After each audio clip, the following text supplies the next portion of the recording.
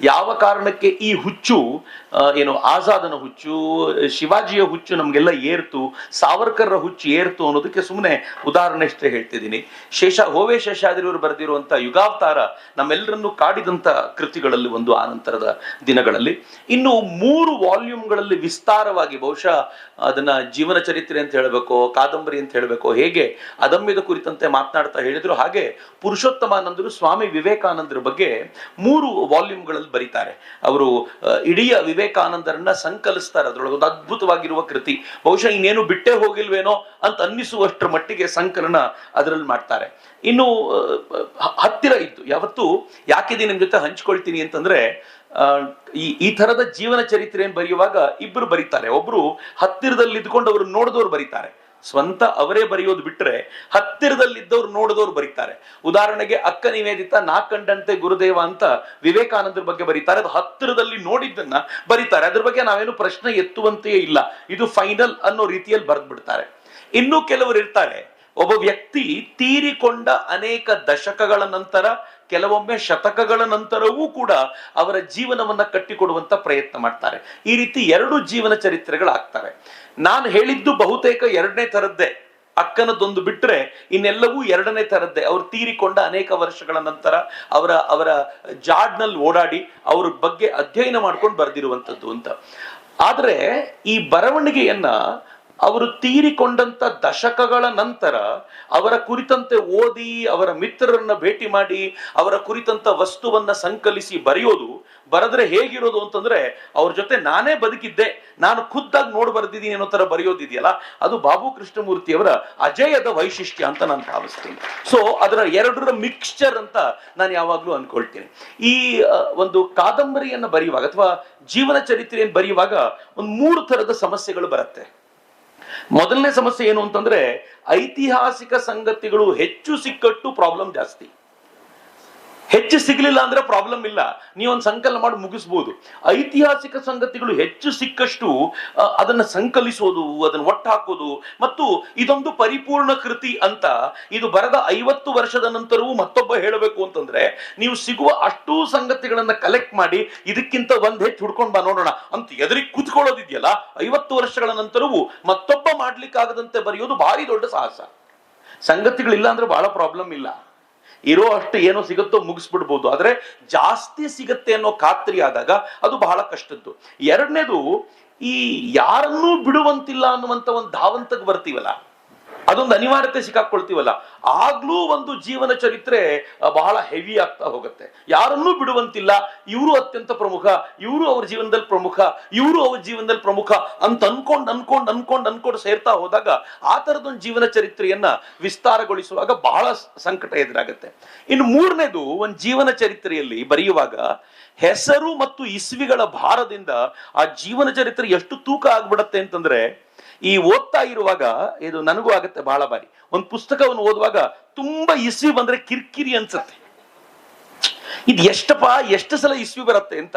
ತುಂಬಾ ಹೆಸರುಗಳು ಬಂದ್ರು ಹಾಗೆ ಅನ್ಸತ್ತೆ. ಬರಹಗಾರನಿಗೆ ಬಹಳ ಇಂಪಾರ್ಟೆಂಟ್, ಆದ್ರೆ ಓದುವ ಆ ಬರಕ್ಕೆ ತುಂಬಾ ಹೊಡೆತ ಅಂತ. ಹಾಗಂತ ಓದುವವನಿಗೆ ಹೊರೆಯೂ ಆಗದಂತೆ, ಅದು ಸಹಜವಾಗಿ ಮಿಳಿತವಾಗಿರುವಂತೆ ಸೇರಿಸ್ಕೊಂಡು ಹೋಗೋದಿದೆಯಲ್ಲ, ಅದು ಬರಹಗಾರನ ಅತ್ಯದ್ಭುತವಾಗಿರುವಂತ ಕಲೆ. ಅಜೇಯದಲ್ಲಾಗಲಿ ಅದಮ್ಯದಲ್ಲಾಗಲಿ, ಬಹುಶಃ ರುಧಿರಾಭಿಷೇಕ ಆ ದೃಷ್ಟಿಯಿಂದ ನೋಡೋದಾದ್ರೆ ಬಾಬು ಕೃಷ್ಣಮೂರ್ತಿಯವರ ಪ್ರತಿಯೊಂದು ಸಾಹಿತ್ಯದಲ್ಲೂ ಕೂಡ ಎಷ್ಟು ಇಸುವಿಗಳು, ಎಷ್ಟು ವ್ಯಕ್ತಿಗಳು, ಎಷ್ಟು ಘಟನೆಗಳು ಬರ್ತವೆ ಅಂತಂದ್ರೆ, ಯಾವುದೂ ಕೂಡ ಹೊರೆ ಅನ್ನಿಸದಂತೆ ಅದನ್ನ ಸಂಕಲಿಸುವ ಸಾಮರ್ಥ್ಯ ಇದೆಯಲ್ಲ, ಆ ಕಾರಣಕ್ಕೆ ಅವ್ರಿಗೆ ವಿಶೇಷವಾದ ನಮಸ್ಕಾರವನ್ನ ಈ ಸಂದರ್ಭದಲ್ಲಿ ಸಲ್ಲಿಸಬೇಕು. ಬಹುಶಃ ಇದು ಬರೆದವರಿಗೆ ಗೊತ್ತಿರುತ್ತೆ ಅಥವಾ ತುಂಬಾ ಓದ್ದವರಿಗೆ ಅರ್ಥ ಆಗುತ್ತೆ ಯಾಕೆ ಇದು ಬಹಳ ಪ್ರಾಬ್ಲಮ್ ಅಂತ. ನಾನಿನ್ನು ಇದರಲ್ಲಿ ಬರೋದಾದ್ರೆ, ಆರಂಭದಲ್ಲೇ ನಾಗರಾಜ್ ಜಿ ತುಂಬಾ ಚೆನ್ನಾಗಿ ಹೇಳಿದ್ರು, 2 ಧಾರೆಗಳು ಭಾರತೀಯ ಸ್ವಾತಂತ್ರ್ಯ ಹೋರಾಟದಲ್ಲಿದ್ವು ಅಂತ. ನಾನು ನೋಡುವ ದೃಷ್ಟಿಕೋನ ಅದಕ್ಕಿಂತ ಭಿನ್ನವೇನಲ್ಲ. 2 ಧಾರೆಗಳಿದ್ವು, ಆದ್ರೆ ಸಾವರ್ಕರ್ರ ನಂತರದ ಧಾರೆ ಏನಿದೆಯಲ್ಲ, ಕ್ರಾಂತಿಕಾರಿಗಳ ಧಾರೆ, ಆ ಕ್ರಾಂತಿಕಾರಿಗಳ ಧಾರೆಯಲ್ಲೂ ಕೂಡ ಬಲು ದೊಡ್ಡ ಪಾತ್ರ ಗಾಂಧೀಜಿ ಇದೆ ಅಂತ ನಾನು ಅನ್ಕೊಳ್ತೀನಿ. ಯಾಕೆ ಅಂತಂದ್ರೆ, ಗಾಂಧೀಜಿ ಚೌರಿ ಚೌರಾ ಘಟನೆಯನ್ನು ವಾಪಸ್ ತಗೊಳ್ಳಿಲ್ಲ ಅಂದಿದ್ರೆ, ಗಾಂಧೀಜಿ ಈ ಜಲಿಯನ್ ವಾಲಾಬಾಗ್ ನಂತರದ ನಿರ್ಣಯಗಳಲ್ಲಿ ಸ್ವಲ್ಪ ಎಡವಟ್ ಮಾಡಿರಲಿಲ್ಲ ಅಂತಂದಿದ್ರೆ, ಗಾಂಧೀಜಿ ಅಸಹಕಾರ ಚಳವಳಿಯನ್ನ ಮನಸ್ಸೋ ಇಚ್ಛೆ ವಾಪಸ್ ತೆಗೆದುಕೊಳ್ಳುವಂತ ಪ್ರಕ್ರಿಯೆಗಳನ್ನ ನಡೆಸಿರ್ಲಿಲ್ಲ ಅಂತಂದಿದ್ರೆ, ಅನೇಕ ತರುಣರು ಕ್ರಾಂತಿಕಾರಿಗಳು ಆಗೇ ಇರ್ತಿರ್ಲಿಲ್ಲ ಅಂತ. ನೀವು ಆ ದೃಷ್ಟಿಯಿಂದ ನೋಡೋದಾದ್ರೆ ಭಗತ್ ಸಿಂಗ್ ಯಾಕೆ ಕ್ರಾಂತಿಕಾರಿಯಾದ? ದೊಡ್ಡ ಪಾತ್ರ ಮಹಾತ್ಮ ಗಾಂಧೀಜಿದೆ. ಅವರಿಂದ ಭ್ರಮ ನಿರಸನಗೊಂಡೆ ನಾನು ಈ ದಿಕ್ಕಿಗೆ ಹೋಗ್ಬೇಕು ಅಂತ ನಿಶ್ಚಯ ಮಾಡಿದ್ದು. ಚಂದ್ರಶೇಖರ್ ಆಜಾದ್ರು ಯಾಕೆ ಕ್ರಾಂತಿಕಾರಿಗಳಾದ್ರು? ದೊಡ್ಡ ಪಾತ್ರ ಮಹಾತ್ಮ ಗಾಂಧೀಜಿದೆ. ಹೀಗಾಗಿ ಎರಡೂ ಧಾರೆಯಲ್ಲೂ ಮಹಾತ್ಮ ಗಾಂಧೀಜಿದೆ ದೊಡ್ಡ ರೋಲು ಅಂತ ನಾನು ಯಾವಾಗ್ಲೂ ಭಾವಿಸ್ತೀನಿ. ಅಂದ್ರೆ ಮಹಾತ್ಮ ಗಾಂಧೀಜಿಯವರ ತಪ್ಪು ನಿರ್ಣಯಗಳು ಈ ದೇಶದ ತಾರುಣ್ಯವನ್ನ ಇದು ಸರಿಯಾದ ದಿಕ್ಕಿಗೆ ತಗೊಂಡು ಹೋಗಲ್ಲ, ಸರಿಯಾದ ದಿಕ್ಕಿಗೆ ತೆಗೆದುಕೊಂಡು ಹೋಗೋದೇನಾದ್ರೂ ಇದ್ರೆ ಅದು ಕ್ರಾಂತಿಕಾರ್ಯ ಮಾತ್ರ ಅನ್ಸಿದ್ದು ಅಂತ. ನೀವು ಸುಭಾಷ್ ಚಂದ್ರ ಬೋಸರು ಮೊತ್ತ ಮೊದಲಿಗೆ ಬಂದು ಭೇಟಿ ಮಾಡಿದ ಮಹಾತ್ಮ ಗಾಂಧೀಜಿನೇ. ಮಹಾತ್ಮ ಗಾಂಧೀಜಿಯವರ ನಿರ್ಣಯಗಳಲ್ಲಿ ಅವರು ಈ ದಿಕ್ಕಿನಲ್ಲಿ ಹೀಗೆ ಹೋಗ್ಬೇಕು ಅನ್ನೋಂತ ಪ್ಲಾನ್ ಇಲ್ಲ ಅಂತ ಗೊತ್ತಾದ ತಕ್ಷಣ ಇದನ್ನ ಮೀರಿದ ಮತ್ತೊಂದು ಮಾರ್ಗವನ್ನು ಆರಿಸ್ಕೊಳ್ಬೇಕು ಅಂತ ನಿಶ್ಚಯ ಮಾಡಿದ್ದಾಗಲೇ ಅಂತ. ಸೊ ಹೀಗಾಗಿ ಎರಡೂ ಧಾರೆಗಳಿಗೆ ಯಾರಾದ್ರೂ ಪ್ರಮುಖ ವ್ಯಕ್ತಿ ಅಂತಿದ್ರೆ ಅದು ಮಹಾತ್ಮ ಗಾಂಧೀಜಿ ಅಂತ ನನ್ಗೆ ಯಾವಾಗ್ಲೂ ಅನ್ಸುತ್ತೆ. ಬಾಬು ಕೃಷ್ಣಮೂರ್ತಿಯವರು ಆ ದಿಕ್ಕಲ್ಲಿ ಉಲ್ಲೇಖ ಮಾಡಲಿಲ್ಲ ಅಂತಂದ್ರು ಚಂದ್ರಶೇಖರ್ ಆಜಾದ್ರು ಯಾಕೆ ಈ ದಿಕ್ಕಿಗೆ ಬರಬೇಕಾಯ್ತು ಅನ್ನೋದನ್ನ ತುಂಬಾ ಸ್ಪಷ್ಟವಾಗಿ ಉಲ್ಲೇಖ ಮಾಡ್ತಾರೆ. ಇಡೀ ಕೃತಿಯನ್ನ ಎರಡು ಪ್ರಮುಖ ಭಾಗವಾಗಿ ನಾವು ವಿಂಗಡಿಸ್ಕೊಳ್ಬಹುದು. ಅವರು ಬಹುಶಃ ಅದನ್ನ ತುಂಬಾ ಹೆಚ್ಚು ಗಮನ ವಹಿಸಿದ್ದಾರೆ ಅಂತ. ಈ ಚಂದ್ರಶೇಖರ್ ಆಜಾದ್ರ ಜೀವನ ಚರಿತ್ರೆಯನ್ನ ನಾವು ಓದ್ತಿರ್ಬೇಕಾದ್ರೆ, ಅಜಯ ಓದ್ತಿರ್ಬೇಕಾದಾಗ ನನ್ಗೆ ಯಾವಾಗ್ಲೂ ಅನ್ಸೋದು ಏನು ಅಂತಂದ್ರೆ, ಚಂದ್ರಶೇಖರ್ ಆಜಾದ್ರ ಜೀವನವನ್ನ ಅವರನ್ನ ಪರಕಾಯ ಪ್ರವೇಶ ಮಾಡಿ ಅವರ ಪ್ರತಿಯೊಂದು ಘಟನೆಯನ್ನು ಸಂಕಲನ ಮಾಡಿ ಬರೀಲಿಕ್ಕೆ ಸಾಧ್ಯವಾಗಿದೆ ಅಂತ. ಎರಡು ಪ್ರಮುಖ ವಿಭಾಗಗಳನ್ನ ನಾನು ಮಾಡ್ಕೊಂಡು ಓದಿದ್ದನ್ನ. ಮೊದಲನೇದು ಚಂದ್ರಶೇಖರ್ ಆಜಾದ್ರ ಬದುಕನ್ನ, ಅವರ ವ್ಯಕ್ತಿತ್ವ ಹೇಗಿತ್ತು ಅಂತ ಕಟ್ಟಿಕೊಡೋದಕ್ಕೆ ಇಡೀ ಅಜಯ ಸಿಕ್ಕಾಪಟ್ಟೆ ಕೆಲಸ ಮಾಡುತ್ತೆ. ಬಹುಶಃ ಚಂದ್ರಶೇಖರ್ ಆಜಾದ್ರ ಈ ಅಜಯ ಕೃತಿಯನ್ನ ನಮ್ಮ ಹೈಸ್ಕೂಲಿನ ಮಕ್ಕಳಿಗೆ ನಾವು ಕಷ್ಟಪಟ್ಟು ಓದಿಸಿದ್ರೆ ಯಾವ ಮೌಲ್ಯಗಳನ್ನ ಇಟ್ಕೊಳ್ಬೇಕು ಒಬ್ಬ ತರುಣನಾಗಿ ಅಂತ ಏನ್ ಬರುತ್ತಲ್ಲ, ಆ ಎಲ್ಲ ಮೌಲ್ಯಗಳನ್ನ ಚಂದ್ರಶೇಖರ್ ಆಜಾದ್ ಹೇಗೆ ಜೋಡಿಸಿಕೊಂಡಿದ್ದ ಅನ್ನೋದನ್ನ ಅವ್ರು ತುಂಬಾ ಸ್ಪಷ್ಟವಾಗಿ ಪರಿಕಲ್ಪನೆ ಕಟ್ಟಿಕೊಡ್ತಾರೆ. ನಾನು ಸುಮ್ಮನೆ ಉದಾಹರಣೆ ಕೊಡೋದಾದ್ರೆ, ಈ ಘಟನೆ ಎಷ್ಟು ಚಿಕ್ಕದ್ದು, ಬಹುಶಃ ಬೇರೆ ಲೇಖಕನಾದ್ರೆ ಈ ಘಟನೆಯನ್ನ ಇದರಲ್ಲಿ ಉಲ್ಲೇಖ ಮಾಡ್ತಿದ್ನೋ ಇಲ್ವೋ ಗೊತ್ತಿಲ್ಲ. ಚಂದ್ರಶೇಖರ್ ಆಜಾದ್ ಒಂಥರ ಕಡಲೆಕಾಯಿ ತಗೊಳ್ತಾರೆ ಒಬ್ಬ ಕಡಲೆಕಾಯಿ ಮಾರುವನ ಹತ್ರ. ಅವತ್ತಿನ ದಿನಗಳಲ್ಲಿ ಕ್ರಾಂತಿಕಾರಿಗಳ ಬದುಕು ಎಷ್ಟು ಕಷ್ಟ ಅಂತಂದ್ರೆ, ದಿನಕ್ಕೆ 4 ಆಣೆ ಒಬ್ಬನಿಗೆ, 4 ಆಣೆ. ಆ 4 ಆಣೆಯಲ್ಲಿ ಇಡೀ ದಿನದ ಬೆಳಗಿನ ತಿಂಡಿ, ಮಧ್ಯಾಹ್ನದ ಊಟ, ರಾತ್ರಿದೇನಿದೆಯೋ ಅದನ್ನ ಮುಗಿಸ್ಕೊಂಡು ಅವ್ನು ವಾಪಸ್ ರೂಮಿಗೆ ಬರಬೇಕು, ತನ್ನ ಕೆಲಸ ತಾನು ಮಾಡ್ಕೊಂಡು ಬಂದಿರಬೇಕು, 4 ಆಣೆಯಲ್ಲಿ ನಡಿಬೇಕು. ಚಂದ್ರಶೇಖರ್ ಆಜಾದ್ರು ಕಡಲೆಕಾಯಿ ತಗೊಳ್ತಾರೆ. ಆ ಕಡಲೆಕಾಯಿ ತಗೊಂಡು ತಿನ್ಬೇಕಾದಾಗ ಅದರಲ್ಲೊಂದು 4 ಆಣೆ ಸಿಗತ್ತೆ. ಏನ್ ಖುಷಿ, ನಾಳೆ ನನ್ನ ಕಥೆನೂ ಮುಗಿತಪ್ಪ ನಂದು ಆಯ್ತು ಅಂತ.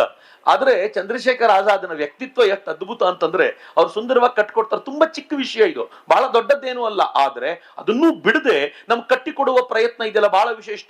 ಅದರಲ್ಲಿ ಚಂದ್ರಶೇಖರ್ ಆಜಾದ್ ಯೋಚನೆ ಮಾಡ್ತಾನೆ, ನನಗೇನೋ 4 ಆಣೆ ಸಿಕ್ತು ನಾಳೆಗೆ, ಆದ್ರೆ ಈ 4 ಆಣೆ ನನಗ್ ಸೇರಿದ್ದಲ್ಲ, ಅವನಿಗೆ ಯಾರೋ ಕೊಟ್ಟಿದ್ 4 ಆಣೆ ನನ್ನ ಪ್ಯಾಕೆಟ್ ಒಳಗೆ ಬಂದಿದೆ ಅಂತ ಆದ್ರೆ ನಾನು ವಾಪಸ್ ಕೊಡೋದು ನನ್ನ ಧರ್ಮ ಅಂತ ಆ 4 ಆಣೆಯನ್ನ ವಾಪಸ್ ಕೊಟ್ಟು ನಾಳೆ ನನ್ನ ಪಾಡು ಏನಿದೆಯೋ ನಾಳೆ ನೋಡ್ಕೊಂಡ್ರೆ ಆಯ್ತು ಅಂತ ಹೇಳ್ತಾನಲ್ಲ, ಇದು ಚಂದ್ರಶೇಖರ್ ಆಜಾದ್ನ ವ್ಯಕ್ತಿತ್ವ ಅಂತ.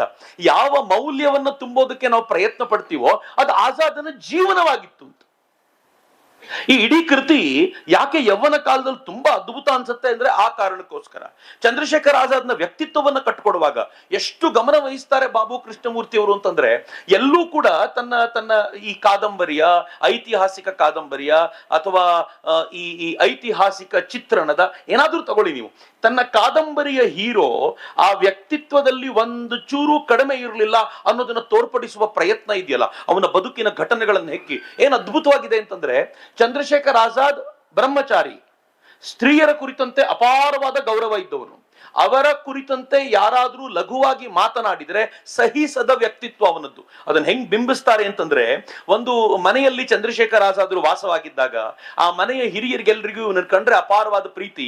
ಢಿಮ್ರಾಪುರದಲ್ಲಿ, ಝಾನ್ಸಿಯಲ್ಲಿ ತಪ್ಪಿಸ್ಕೊಂಡು ಹೋಗಿದ್ದಂತ ಈ ಚಂದ್ರಶೇಖರ್ ಆಜಾದ್, ಯಾರಿಗೂ ಸಿಗದೆ ತಪ್ಪಿಸ್ಕೊಂಡು ಹೋಗದಂತ ಈತ ಅಲ್ಲಿನ ಸನ್ಯಾಸಿ ವೇಷಧಾರಿಯಾಗಿ ಒಬ್ಬ ಪೂಜಾರಿಯಾಗಿ ಅಲ್ಲಿ ಮನೆಯಲ್ಲಿದ್ದಾಗ ಆ ಮನೆಗೆ ಬಂದಂತ ಒಂದು ಹೆಣ್ಮಗಳು, ಅತಿಥಿಯಾಗಿ ಬಂದಂತ ಹೆಣ್ಮಗಳು, ಯಾರೂ ಇಲ್ಲದ ಸಂದರ್ಭ ನೋಡಿ ಈ ಅದ್ಭುತವಾಗಿರುವಂತ ಅಂಗಸೌಷ್ಠವವುಳ್ಳ ಹುಡುಗನನ್ನ ತಾನು ಇವತ್ತು ಬಳಸ್ಕೊಳ್ಬೇಕು ಅಂತ ನಿಶ್ಚಯ ಮಾಡಿ ಟೆರೇಸ್ ಮೇಲೆ ಮಲಗಿದ್ದ ಹುಡುಗನಿಗೆ ಗೊತ್ತಾಗದಂತೆ ಹಿಂದಿನ ಚಿಲ್ಕ ಹಾಕುವ ವ್ಯವಸ್ಥೆ ಮಾಡಿ ಒಳಗ್ ಬಂದ್ಬಿಡ್ತಾಳೆ.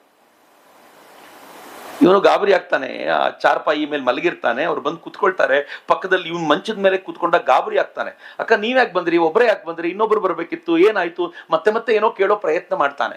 ಅಷ್ಟಾದ್ರೂ ಆಕೆ ಅದರಿಂದ ಹಿಂದಕ್ಕೆ ಸರಿದೆ ಹೋದಾಗ ಇವನನ್ನ ಇವತ್ ರಾತ್ರಿ ಬಳಸ್ಕೊಳ್ಬೇಕು ಅನ್ನೋಂತ ನಿಶ್ಚಯ ಮಾಡಿ ಅವಳು ಹೇಳ್ತಾಳೆ, ನೀನೇನಾದ್ರೂ ಎಡವಟ್ ಮಾಡಿದ್ರೆ ನೀನ್ ನನ್ನ ಮಾನಾಪಹರಣ ಮಾಡ್ಲಿಕ್ಕೆ ಬಂದಿದ್ಯಾ ಅಂತ ಹೇಳಿ ನಾನು ಜೋರ ಕೂಕ್ಕೊಳ್ತೀನಿ ಅಂತಂದಾಗ ಚಂದ್ರಶೇಖರ ಒಂದೊಂದೂ ಮಾತಾಡದೆ 18-20 ಅಡಿ ಎತ್ತರದ ಕಿಟಕಿ ಮೇಲಿಂದ ಕೆಳಗೆ ಜಂಪ್ ಮಾಡಿ ಹೋಗಿ ತನ್ನ ಪಾಡಿಗೆ ತಾನು ಕೂತ್ ಬಿಡ್ತಾನೆ. ಆ ವ್ಯಕ್ತಿತ್ವ ಕಟ್ಟಿಕೊಡುವ ರೀತಿ ಇದೆಯಲ್ಲ ಅದು ಬಹಳ ವಿಶೇಷವಾದ್ದು ಅಂತ ನಾನು ನಿಮ್ಗೆ 1 ನಿಮಿಷದಲ್ಲಿ ಮುಗಿಸಿದೆ, ಆದ್ರೆ ಈ ಕಥೆ ಇದ್ರಲ್ಲಿ 1 ನಿಮಿಷದಲ್ಲಿ ಮುಗಿಯೋದಿಲ್ಲ.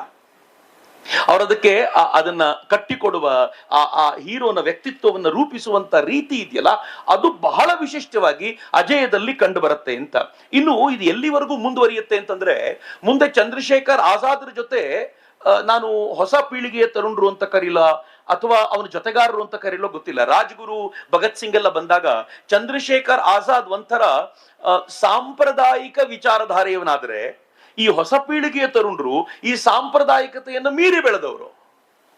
ಚಂದ್ರಶೇಖರ್ ಆಜಾದ್, ರಾಮ್ ಪ್ರಸಾದ್ ಬಿಸ್ಮಿಲ್ ಒಂದು ಕಾಲಘಟ್ಟದ ಕ್ರಾಂತಿಕಾರಿಗಳಾದ್ರೆ ವಯಸ್ಸಿನ ಅಂತರ ಬಹಳ ಇರಲಿಲ್ಲ, ಆದ್ರೆ ಅವರ ಕಾಲಘಟ್ಟವೇ ಬೇರೆ ಅಂತ ನಾನು ಇದನ್ನು ಓದುವಾಗ ಮತ್ತು ರಾಮ್ ಪ್ರಸಾದ್ ಬಿಸ್ಮಿಲ್ರ ಅಧ್ಯಯನ ಮಾಡುವಾಗ ನನ್ಗನ್ಸುತ್ತೆ. ಯಾವ ತರದ ವೈಚಾರಿಕ ಚಿಂತನೆ, ವೈಚಾರಿಕ ಭಾವನೆಗಳವರದ್ದು ಅಂತಂದ್ರೆ, ಹೆಣ್ಣು ಮಗುವಿನ ಕುರಿತಂತೆ ನಾವು ಕನಸು ಮನಸ್ಸಿನಲ್ಲೂ ಕೂಡ ಕೆಟ್ಟದ್ದು ಯೋಚಿಸುವಂತಿಲ್ಲ, ಹಂಗ್ ಬೆಳ್ಕೊಂಡ್ ಬಂದಿದ್ದವರು. ಆದ್ರೆ ಈ ಹೊಸ ಪೀಳಿಗೆಯ ತರುಣರು ಇವೆಲ್ಲ ತುಂಬಾ ಗಂಭೀರವಾದ ಸಂಗತಿ ಅಲ್ಲ, ನಾವು ಎಲ್ಲರ ಜೊತೆ ಚೆನ್ನಾಗಿರ್ಬೇಕು ಅನ್ಕೊಂಡಂತ ಕೆಟ್ಟ ಮನಸ್ಸಿನವರಲ್ಲ, ಆದ್ರೆ ಸ್ವಲ್ಪ ವಿಶಾಲ ಮನಸ್ಸಿನವರು. ಈ ಎರಡೂ ಪೀಳಿಗೆಯ ಚಿತ್ರಣ ಇದೆಯಲ್ಲ ಏನ್ ಸುಂದರವಾಗಿ ವೀವ್ ಆಗಿದೆ ಗೊತ್ತೇನಿದರಲ್ಲಿ. ಬಹಳ ಸುಂದರವಾಗಿ ಒಂದು ಬಟ್ಟೆಯ ಹಂದರ ಮಾಡಿ ಕೊಟ್ಬಿಟ್ಟಿದ್ದಾರೆ ಬಾಬು ಕೃಷ್ಣಮೂರ್ತಿ ಅವರು. ರಾಜ್ಗುರು ಒಂದ್ಸಲ ಒಂದು ಕ್ಯಾಲೆಂಡರ್ ತಗೊಂಡ್ ಬರ್ತಾನೆ. ಆ ಕ್ಯಾಲೆಂಡರ್ ನಲ್ಲಿ ಸ್ವಲ್ಪ ಅರೆ ಬರೆ ಬಟ್ಟೆ ಹಾಕಿರುವಂತ ಹುಡುಗಿಯ ಚಿತ್ರ ಇರಬಹುದು ಅಂತ ಅನ್ಸುತ್ತೆ. ಅವ್ರು ಅದರಲ್ಲಿ ಸ್ವಲ್ಪ ಸೂಕ್ಷ್ಮವಾಗಿ ಅದನ್ನ ಹೇಳ್ತಾರೆ. ಆ ಕ್ಯಾಲೆಂಡರ್ ನ ಎದುರುಗಡೆ ಹಾಕೊಳ್ತಾನೆ, ಹಾಕೊಂಡು ಹೋಗ್ತಾನೆ ತನ್ನ ಪಾಡಿಗೆ ತಾನು.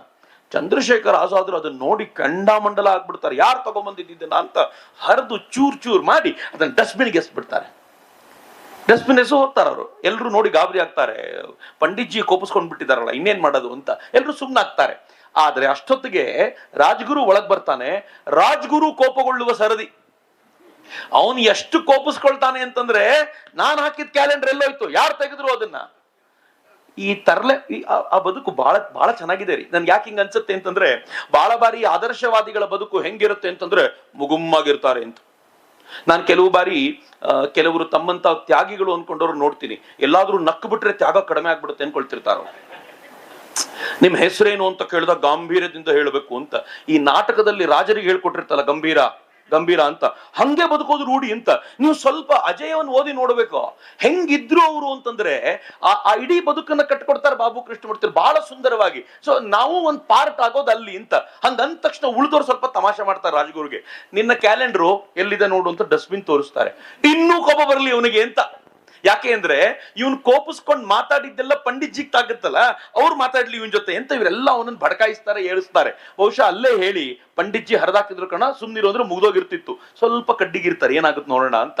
ಎಲ್ಲ ಕಡ್ಡಿಗಿರುವ ಪ್ರಕ್ರಿಯೆ ನಡೆಯುತ್ತಲ್ಲ, ಅದರ ನಡುವೆ ಈ ಕೋಪಿಸ್ಕೊಂಡಿದ್ದಾಗ ಪಂಡಿತ್ಜಿ ಬಂದು ಹೇಳ್ತಾರೆ, ಕೂಡದು, ಹೆಣ್ಣು ಮಕ್ಕಳನ್ನ ಈ ರೀತಿ ಅವಮಾನ ಮಾಡೋದನ್ನ ನಾನು ಸಹಿಸೋದಿಲ್ಲ ಅಂತ ತುಂಬಾ ಜೋರ್ದಾರಾಗಿ ಹೇಳ್ತಾರೆ. ಅದಕ್ಕೆ ಸ್ವಲ್ಪ ಬಂದು ಭಗತ್ ಸಿಂಗ್ ಸ್ವಲ್ಪ ತುಪ್ಪ ಸುರಿತಾನೆ, ಅವನು ರಾಜ್ಗುರು ಪರ ವಹಿಸ್ಕೊಳ್ತಾನೆ, ಸ್ವಲ್ಪ ತೂತು ಮೇಮೆ ಆಗುತ್ತೆ.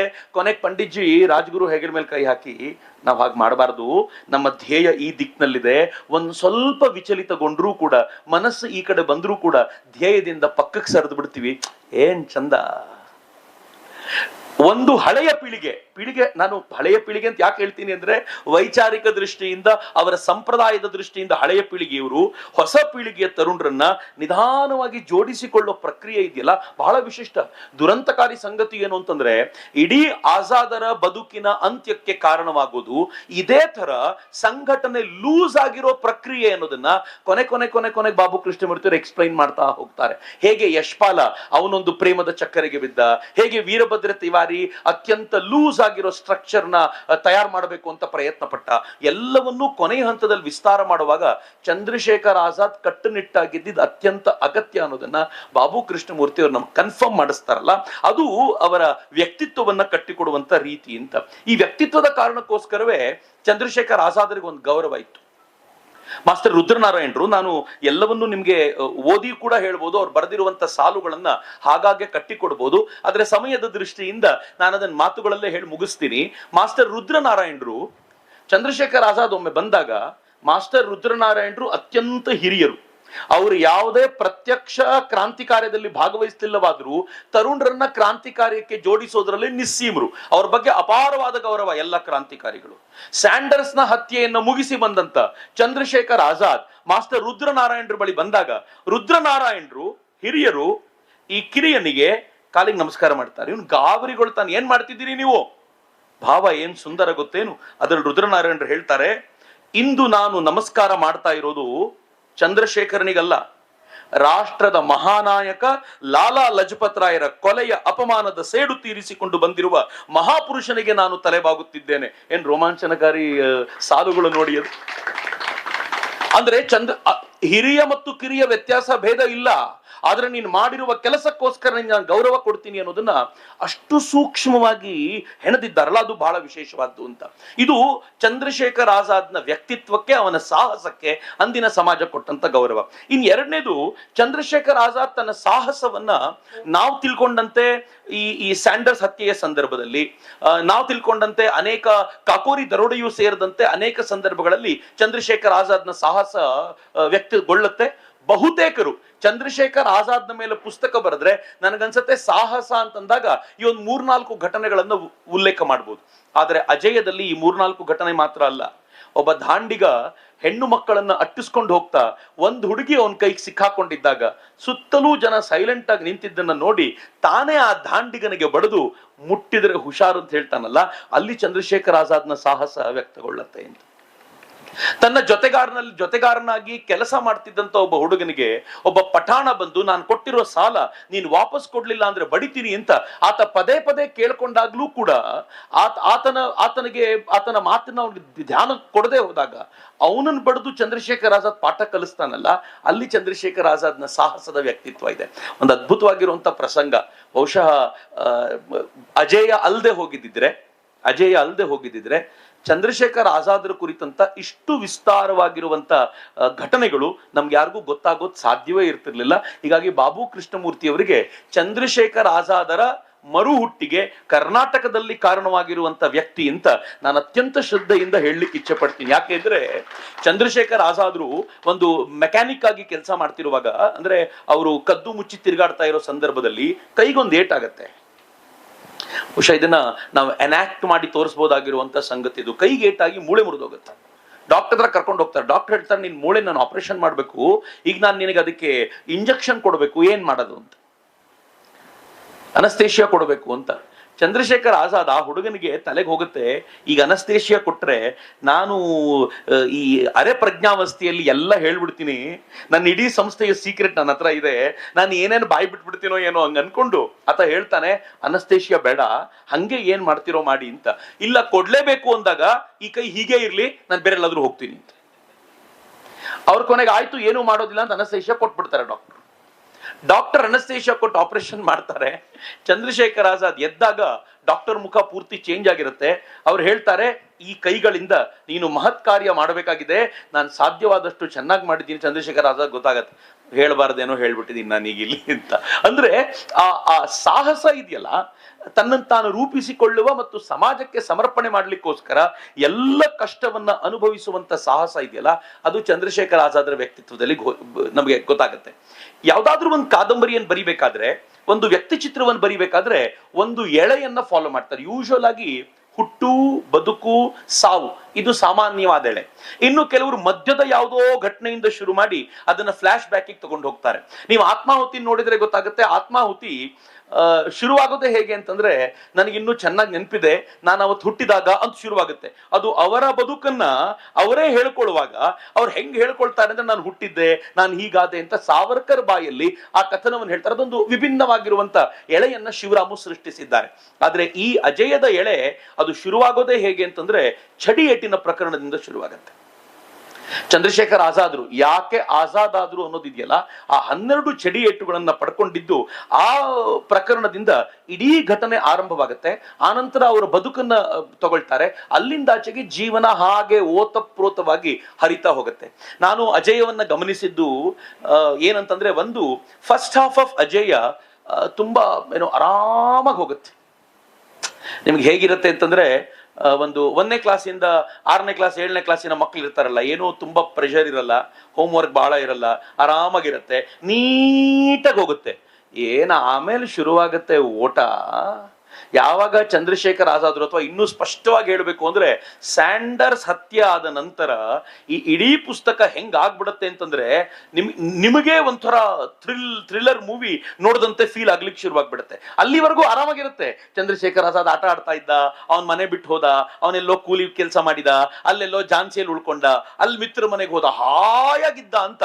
ಒಂದು ಸಲ ಶುರುವಾದ್ರೆ ಅದೇನ್ ಕ್ವಿಕ್ ಆಗ್ಬಿಡುತ್ತೆ ಅಂತಂದ್ರೆ, ಇಡೀ ಕೃತಿ ನಿಮ್ಮನ್ನ ಆವರಿಸಿಕೊಂಡು ನೀವೇ ಚಂದ್ರಶೇಖರ್ ಆಜಾದ್ ಆಗಿಸುವವರೆಗೂ ಬಿಡದಂತೆ ಹಿಡ್ಕೊಳ್ಳುವಂಥದ್ದು ಇದೆಯಲ್ಲ, ಅದು ಈ ಕೃತಿಯ ವೈಶಿಷ್ಟ್ಯ ಅಂತ. ಈ ಕೃತಿಯಲ್ಲಿ ಚಂದ್ರಶೇಖರ್ ಆಜಾದರ ಅನೇಕ ವ್ಯಕ್ತಿತ್ವವನ್ನ, ನಾನು ಎಷ್ಟು ಹೇಳಿದ್ರು ಅನೇಕ ಘಟನೆಗಳನ್ನ ಉಲ್ಲೇಖ ಮಾಡಬಹುದು. ಚಂದ್ರಶೇಖರ್ ಆಜಾದರ ಸಮಯ ಪ್ರಜ್ಞೆಯ ದೃಷ್ಟಿಯಿಂದ ಹೇಳೋದಾದ್ರೆ, ಬಾಬು ಕೃಷ್ಣಮೂರ್ತಿ ಅವರು ಆ ಥರದ ಅನೇಕ ಘಟನೆಗಳನ್ನು ಉಲ್ಲೇಖ ಮಾಡ್ತಾರೆ. ಒಂದು ಸುಂದರವಾದ ಘಟನೆ ಇಡೀ ಪುಸ್ತಕದಲ್ಲಿ ಬರುತ್ತೆ. ಒಂದು ಸಲ ಇವರೆಲ್ಲರೂ ಕೂತ್ಕೊಂಡು ಕ್ರಾಂತಿಕಾರಿಗಳು ಮಾತಾಡ್ತಾ ಕೂತಿರುವಾಗ ಯಾರ ಮನೇಲಿ ಇರ್ತಾರೋ ಅವ್ರ ಅಕ್ಕನ ಮಗ, ಚಿಕ್ಕ ಹುಡುಗ ಬಂದ್ಬಿಡ್ತಾನೆ ಒಳಗೆ. ಈ ಅಕ್ಕನ ಮಗ ಬಂದಿದ್ದಾನೆ, ಚಿಕ್ಕ ಹುಡುಗ, ಇವನಿಗೇನ್ ಗೊತ್ತಾಗುತ್ತೆ ಅಂತ ಇವರೆಲ್ಲ ಕೈಯಲ್ಲಿ ಬಂದೂಕ್ ಇಟ್ಕೊಂಡು ಆ ಬಂದೂಕಿನ ಬಗ್ಗೆ ಎಲ್ಲ ಮಾತನಾಡ್ತಾ ಕೂತಿರ್ತಾರೆ. ಅಷ್ಟೊತ್ತಿಗೆ ಯಾರೋ ಬಾಗಿಲು ಬಡಿತಾರೆ. ಬಾಗಿಲು ಬಡಿದ ತಕ್ಷಣ ಚಂದ್ರಶೇಖರ್ ಆಜಾದ್ರು ಬಂದೂಕನ್ನು ತೆಗೆದು ದಿಂಬಿನ ಕೆಳಗಿಟ್ಟು ಕೂತ್ಬಿಡ್ತಾರೆ, ಇನ್ಯಾರಿಗೂ ಗೊತ್ತಾಗೋದಿಲ್ಲ ಅಂತ. ಅವ್ರ ಬಾಗಿಲು ತೆಗೆದು ಒಳಗ್ ಬಂದ್ರೆ ಆ ಮಗುವಿನ ಅಪ್ಪ. ಆ ಮಗು ಅಪ್ಪನ್ ನೋಡಿ, ಅಪ್ಪ ಡಂಬೂಕು ಅನ್ನತ್ತದು, ಬಂದೂಕಿದೆ ಇಲ್ಲಿ ಅಂತ.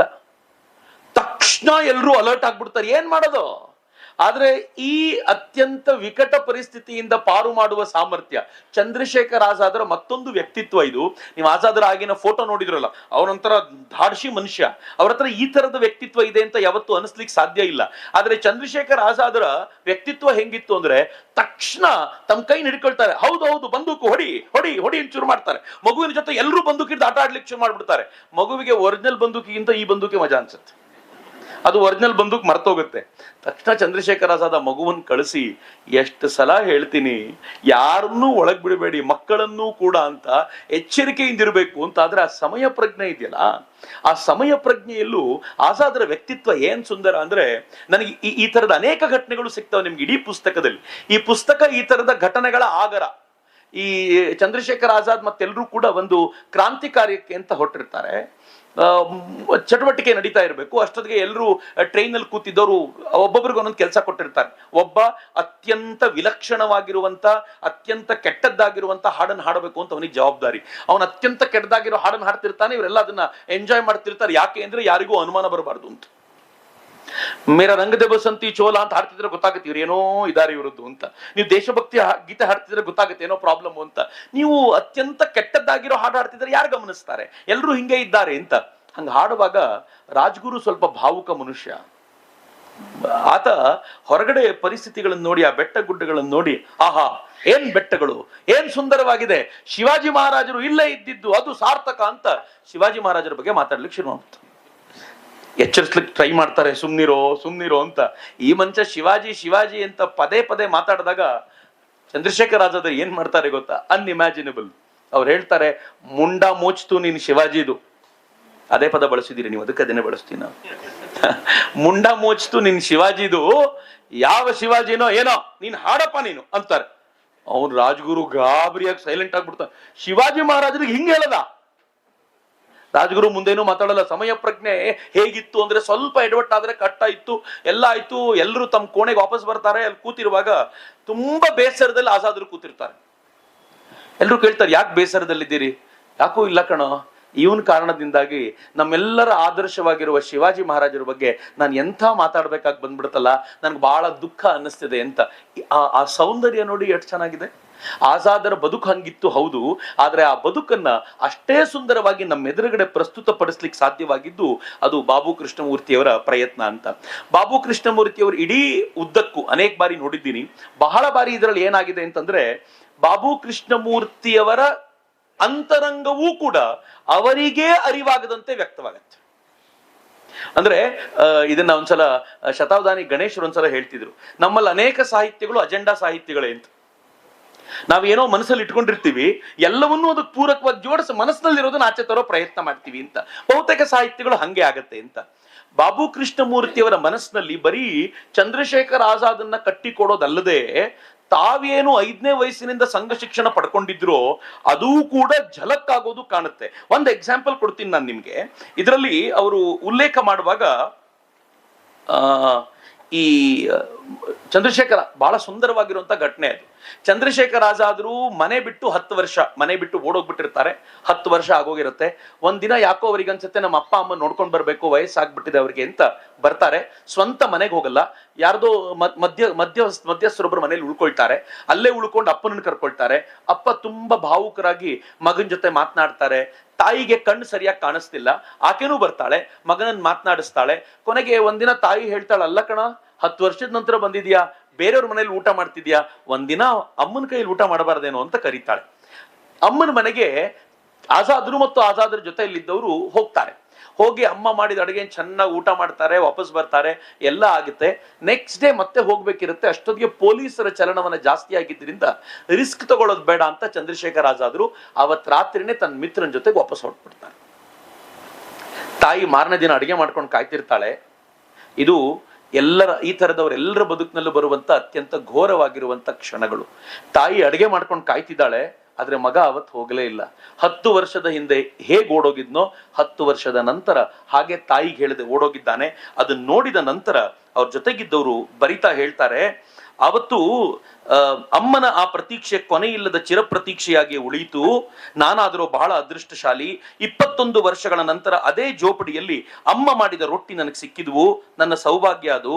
ತನ್ನ ಮಗನನ್ನು ಕಳೆದುಕೊಂಡ ಆ ದುರ್ಭಾಗಿನಿ ಮಾತೆಗೆ ನಾನೇ ಅಂತ್ಯಕ್ರಿಯೆ ಮಾಡಬೇಕಾಯ್ತು, ನನ್ನ ಕೈಯಾರ ಪಿಂಡೋದಕವಿಡಬೇಕಾಯ್ತು ಅಂತ ಅವ್ರ ಜೊತೆ ಬಂದಿದ್ದವ್ರು ಆನಂತರ ಬರ್ಕೊಳ್ತಾರೆ. ಆ ಬರ್ಕೊಂಡಿರೋದನ್ನ ಹಾಗೆ ಉಲ್ಲೇಖ ಮಾಡಿದ ಬಾಬು ಕೃಷ್ಣಮೂರ್ತಿಯವರು ಅವ್ರು ತಮ್ಮ ಶರ ಬರೀತಾರೆ. ಅದಕ್ಕೆ ಬಹಳ ಚೆನ್ನಾಗಿದೆ.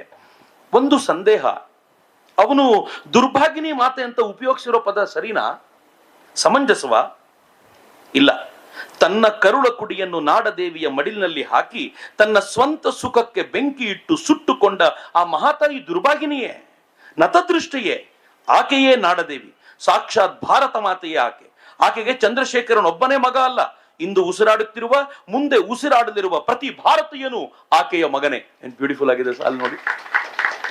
ಅದರ ಅರ್ಥ ಚಂದ್ರಶೇಖರ್ ಆಜಾದರ ತಾಯಿ ಚಂದ್ರಶೇಖರ್ ಆಜಾದನಿಗೆ ಮಾತ್ರ ತಾಯಿ ಅಲ್ಲ, ನನಗೂ ತಾಯಿ, ನಿಮಗೂ ತಾಯಿ ಅನ್ನುವಂತ ಒಂದು ಅಪರೂಪದ ಪರಿಕಲ್ಪನೆಯನ್ನು ಕಟ್ಟಿಕೊಡ್ತಾರಲ್ಲ, ಆ ಕಲ್ಪನೆಯನ್ನ ಅವ್ರಿಗೆ ಕಟ್ಟಿಕೊಡ್ಲಿಕ್ಕೆ ಹೇಗೆ ಸಾಧ್ಯವಾಗುತ್ತೆ ಅಂತಂದ್ರೆ, ನನಗನ್ಸುತ್ತೆ ಅವ್ರು ಪಡ್ಕೊಂಡು ಬಂದಿರುವಂತ ಆ ಶಿಕ್ಷಣ, ನಿರಂತರವಾಗಿ ಯಾವ ಶಿಕ್ಷಣ ಪಡ್ಕೊಂಡು ಬಂದಿದ್ರು, ಯಾವುದರ ಜೊತೆ ಬದುಕಿದ್ರು ಅದರ ಕಾರಣಕ್ಕೆ ಅಂತ. ಅಜೇಯ ಕೃತಿಯಲ್ಲಿ ಬರೀ ಅಜೇಯ ಚಂದ್ರಶೇಖರ್ ಆಜಾದ್ ಮಾತ್ರ ಇಲ್ಲ. ನಾನು ಈ ಕೃತಿಯನ್ನು ಓದಬೇಕಾದ್ರೆ ಅನ್ಕೊಳ್ತೀನಿ, ಯಾರ್ಯಾರಿಗೆ ಏನೇನು ಬೇಕೋ ಅಜೇಯ ಅದು ಕೊಡತ್ತೆ ಅಂತ. ನಿಮ್ಗೇನಾದ್ರೂ ರಾಮ್ ಪ್ರಸಾದ್ ಬಿಸ್ಮಿಲ್ನ ತಿಳ್ಕೊಳ್ಬೇಕು ಅಂತ ಪ್ರಯತ್ನ ಇದೆಯಾ? ನೀವು ಬಿಸ್ಮಿಲ್ನ ಕುರಿತಂತೆ ಮತ್ತೊಂದು ಕೃತಿ ಓದಬೇಕಾಗಿಲ್ಲ. ಅಜೇಯದಲ್ಲಿ ಹೆಚ್ಚು ಕಡಿಮೆ 1 ಅಧ್ಯಾಯದ ಅರ್ಧ ಭಾಗ ರಾಮ್ ಪ್ರಸಾದ್ ಬಿಸ್ಮಿಲ್ ಇದ್ದಾರೆ. ರಾಮ್ ಪ್ರಸಾದ್ ಬಿಸ್ಮಿಲ್ ಜೈಲ್ನೊಂದು ಇದ್ದಾಗ ಬರೆದ ಕೃತಿಯನ್ನ, ಅದರಲ್ಲಿ ಬೇಕಾಗಿರುವ ಅಂಶಗಳನ್ನ ಹೆಕ್ಕಿಕೊಂಡು ರಾಮ್ ಪ್ರಸಾದ್ ಬಿಸ್ಮಿಲ್ನ ವ್ಯಕ್ತಿತ್ವವನ್ನ ಇದ್ರಲ್ಲಿ ಕಟ್ಟಿಕೊಡಲಾಗಿದೆ. ಅಜೇಯ ಓದ್ತಾ ಹೋದ್ರೆ ಭಗತ್ ಸಿಂಗ್ ಅನಾವರಣಗೊಳ್ತಾರೆ. ಬಹಳ ಬಾರಿ ಒಂದು ದೊಡ್ಡ ಪ್ರಾಬ್ಲಮ್ ಏನಾಗುತ್ತೆ ಅಂತಂದ್ರೆ, ಒಬ್ಬನನ್ನ ಹೀರೋ ಮಾಡ್ಲಿಕ್ಕೆ ಹೋದ್ರೆ ಮತ್ತೊಬ್ಬ ಡಲ್ ಆಗ್ಬಿಡ್ತಾನೆ. ನೀವು ಭಗತ್ ಸಿಂಗ್ನ ಮೂವಿ ನೋಡಿದ್ರೆ ಗೊತ್ತಾಗುತ್ತೆ, ಚಂದ್ರಶೇಖರ್ ಆಜಾದ್ ಇಟ್ಟದಲ್ಲಿದ್ರ ಅಂತ ನಿಮ್ಗೆ ಯಾವಾಗಲಾದ್ರೂ ಅನ್ಸ್ಬಿಡುತ್ತೆ. ಆ ತರ ಆಗ್ಬಿಡುತ್ತೆ ಒಬ್ಬ ವ್ಯಕ್ತಿನ ಹೀರೋ ಮಾಡ್ಲಿಕ್ಕೆ ಹೋದಾಗ. ಆದ್ರೆ ಇದರಲ್ಲಿ ಭಗತ್ ಸಿಂಗಿಗೂ ಒಂದು ಚೂರು ಅಪಚಾರವಾಗದಂತೆ ಅವನಿಗೂ ಸೂಕ್ತವಾಗಿರುವಂತ ಜಾಗವನ್ನ ಕಲ್ಪಿಸಿಕೊಡ್ಲಾಗಿದೆ, ಬಹಳ ವಿಶಿಷ್ಟವಾಗಿರುವಂತದ್ದು. ಇನ್ನಿದ್ರಲ್ಲಿ ಅನೇಕ ಕ್ರಾಂತಿಕಾರಿಗಳ ಉಲ್ಲೇಖ ಅಷ್ಟೇ ಅಲ್ಲದೆ ಅನೇಕ ಕಾಂಡಗಳನ್ನು ಕೂಡ, ಉದಾಹರಣೆಗೆ ಕಾಕೋರಿ ಕಾಂಡ, ನಿಮ್ಗೆ ವಿಸ್ತಾರವಾಗಿ ಕಾಕೋರಿ ಕಾಂಡದ ಕುರಿತಂತೆ ಕನ್ನಡದಲ್ಲಿ ಯಾವ್ದಾದ್ರೂ ಸಾಹಿತ್ಯ ಇದೆ ಅಂತಂದ್ರೆ ಅಜಯದಲ್ಲೇ ಸಿಗದ, ವಿಸ್ತಾರವಾಗಿ ಇನ್ನೆಲ್ಲೂ ಸಿಗಲ್ಲ ಅಂತ. ನೀವು ಇದೇ ರೀತಿ ನೋಡ್ಬೇಕು ಅಂತಂದ್ರೆ ಸ್ವಲ್ಪ ಸೂಕ್ಷ್ಮವಾಗಿ ಜಲಿಯನ್ ವಾಲಾಬಾಗ್ ಇದ್ರಲ್ಲಿ ಟಚ್ ಆಗುತ್ತೆ, ಸ್ವಲ್ಪ ಸೂಕ್ಷ್ಮವಾಗಿ ಮಹಾತ್ಮ ಗಾಂಧೀಜಿಯವರ ಹೋರಾಟದ ಹಾದಿ ಟಚ್ ಆಗುತ್ತೆ, ಎಲ್ಲಕ್ಕಿಂತ ಹೆಚ್ಚು ಕಾಂಗ್ರೆಸ್ಸಿನ ಹೇಡಿತನವನ್ನ ತುಂಬಾ ಸುಂದರವಾಗಿ ಎಳೆ ಎಳೆಯಾಗಿ ಟಚ್ ಮಾಡ್ತಾ ಬಾಬು ಕೃಷ್ಣಮೂರ್ತಿ ಉದ್ದಕ್ಕೂ ಹೋಗ್ತಾ ಹೋಗ್ತಾರೆ ಎಲ್ಲೆಲ್ಲಿ ಕಾಂಗ್ರೆಸ್ ಎಡವುತು ಅಂತ. ಅಂದ್ರೆ ಇದು ಬರೀ ಆಜಾದನ್ನಷ್ಟೇ ಇಟ್ಕೊಳ್ಳದೆ ಕೇಂದ್ರವಷ್ಟೇ ಆಜಾದ್ ಆಗಿ ಆಜಾದನ ಸುತ್ತಲೂ ಇದ್ದ ಅಂದಿನ ಪರಿಸರವನ್ನ ವ್ಯವಸ್ಥಿತವಾಗಿ ನಮಗೆ ಕಟ್ಟಿಕೊಡುವಂತ ಪ್ರಯತ್ನ ಅಂತ ನನಗೆ ಯಾವಾಗ್ಲೂ ಅನ್ಸುತ್ತೆ. ಈ ಕಾರಣಕ್ಕೆ ಇದೊಂದು ಆಜಾದನ ಕುರಿತಂತ ಕಂಪ್ಲೀಟ್ ವರ್ಕ್ ಅಂತ ಯಾರಾದ್ರೂ ಹೇಳಿದ್ರೆ ಇದು ಅತಿಶಯೋಕ್ತಿ ಆಗ್ಲಿಕ್ಕಿಲ್ಲ. ಆ ತರದೊಂದು ಅತ್ಯಂತ ಉತ್ಕೃಷ್ಟವಾದ ಗ್ರಂಥವನ್ನು ಬರೆದಿದ್ದಾರೆ ಅಂತ ನನಗನ್ಸತ್ತೆ. ಇನ್ನು ಅದು ಭಗವಂತನ ಇಚ್ಛೆಯೂ ಆಗಿತ್ತು. ಇವರ ಚಂದ್ರಶೇಖರ್ ಆಜಾದ್ರ ಕೃತಿಯನ್ನ ಬರೆದ ನಂತರ ಇದರ ಆರಂಭದಲ್ಲಿ ಬಾಬು ಕೃಷ್ಣಮೂರ್ತಿಯವರು ಕೃತಿ ರಚನೆಯ ಸಾಹಸವನ್ನು ಹೇಳ್ತಾರೆ. ಬಹುಶಃ ಕೃತಿಗಿಂತ ಮುಂಚೆ ಅದನ್ನು ಓದೋ ಬದಲು ಕೃತಿ ಪೂರ್ತಿ ಮುಗಿದ ನಂತರ ಓದಬೇಕು, ಅದರ ಸ್ವಾರಸ್ಯ ಗೊತ್ತಾಗತ್ತೆ, ಅದರ ಮಜಾ ಏನಿದೆ ಅಂತ ಗೊತ್ತಾಗತ್ತೆ. ಅವರು ಕೃತಿಯನ್ನ ಬರೀತಾರೆ, ಬರಿಬೇಕಾದ್ರೆ ಆಗ್ಲೇ ನಾಗರಾಜ್ಜಿ ಹೇಳಿದಂತೆ ನಮ್ಮ ಮಧ್ವರಾಯರಾಗ್ಲಿ ಆಮೇಲೆ ತೀತಾ ಶರ್ಮರಾಗ್ಲಿ ಅವ್ರಿಗೆ ಬೇಕಾಗಿರೋ ಪೂರ್ಣವಾಗಿರುವಂತ ಅವ್ರಿಗೆ ಒದಗಿಸಿಕೊಟ್ಟು ಎಲ್ಲವನ್ನೂ ಒದಗಿಸಿಕೊಟ್ಟು ಬರ್ಕೊಂಡ್ ಬಂದ ನಂತರ ಕ್ಷೇತ್ರ ಕಾರ್ಯಕ್ಕೆ ಅಂತ ಹೋಗ್ತಾರಲ್ಲ ಮಿತ್ರ. ಈ ಕೃತಿಯ ಹೆಗ್ಗಳಿಕೆ ಏನು ಅಂತಂದ್ರೆ, ಅಥವಾ ಬಾಬು ಕೃಷ್ಣಮೂರ್ತಿಯವರ ಭಾಗ್ಯ ಏನು ಅಂತಂದ್ರೆ, ಚಂದ್ರಶೇಖರ್ ಆಜಾದ್ರು ಕಾಶಿ ವಿದ್ಯಾಪೀಠದ ಲೈಬ್ರರಿಗೆ ಒಂದು ಪುಸ್ತಕದ ಮೇಲೆ ಸಿಗ್ನೇಚರ್ ಹಾಕಿ ಕೊಟ್ಟಿರ್ತಾರೆ. ಆ ಪುಸ್ತಕ ಕಾಶಿ ವಿದ್ಯಾಪೀಠದಲ್ಲಿ ಯಾರಿಗೂ ಸಿಕ್ಕಿರ್ಲಿಲ್ಲ. ಬಾಬು ಕೃಷ್ಣಮೂರ್ತಿ ಅವರು ಸರಿ ನಾನು ಟ್ರೈ ಮಾಡ್ಬಿಡ್ತೀನಿ, ನನಗೆ ಸಿಕ್ಕರೆ ಸಿಗಬಹುದು ಅಂತ ಇಮ್ಯಾಜಿನ್ ಮಾಡಿ ಮಿಥಿಕ್ ಸೊಸೈಟಿಗೆ ಬಂದು ನೀವೊಂದು ಯಾವುದೋ ಒಂದು ಪುಸ್ತಕ ಹುಡುಕಬೇಕು, ಮಿಥಿಕ್ ಸೊಸೈಟಿಯವ್ರಿಗೂ ಅದ್ರ ಬಗ್ಗೆ ಗೊತ್ತಿಲ್ಲ, ಅಂತ ಪುಸ್ತಕವನ್ನು ಹುಡುಕಬೇಕು ಅಂದ್ರೆ ಹೇಗೆ ಹುಡುಕಬೇಕು?